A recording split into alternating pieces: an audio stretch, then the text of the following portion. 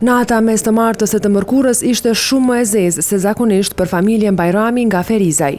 Burri 28 vjeç Hajrizi qëlloi për vdekje gruan e tij Florën, një vit më të re e më pas ja mori jetën edhe vetes. Sipas hetimeve të para dhe ekzaminimit të vendet të ngjarjes, del se bashkëshorti, konkretisht burri, fillimisht ka shtyr 3 herë në bashkëshortën e tij dhe më pastaj me një të shtën edhe ka bërë vetvrasje.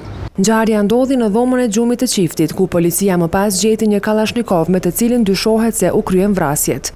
Askush në familjen Bajrami nuk deshi të flas shumë për atë që ndodhi. Ata thanë se nuk din gjë për rrethanat e kopshme. Kretë çka dim, na kretë është si rasti krym, si akti krym. Edhe te familja e gruas së Hajrizit thanë se nuk e din pse dhëndri u avrau bien.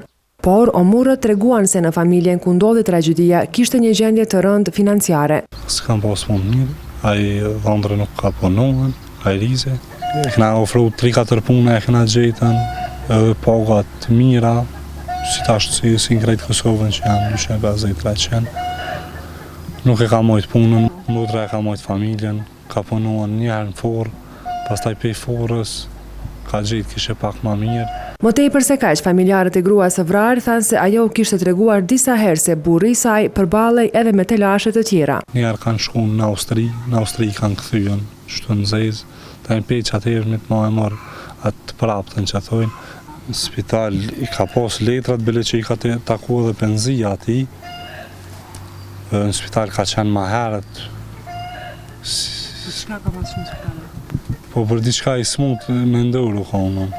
Omurët po pretendojnë se për shkak të këtyre arsyeve janë kujdesur shumë edhe për djalin e Hajrizit dhe Florës. Djali është rrit këto që një vjet e gjys, djalin ka orë njerë në mujta ka orë dhe me pas ka orë.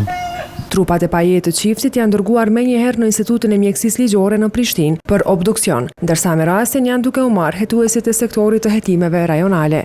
10 orë pas vrasjes, në profilin personal të së ndjerës në Facebook është postuar një foto me qirinj.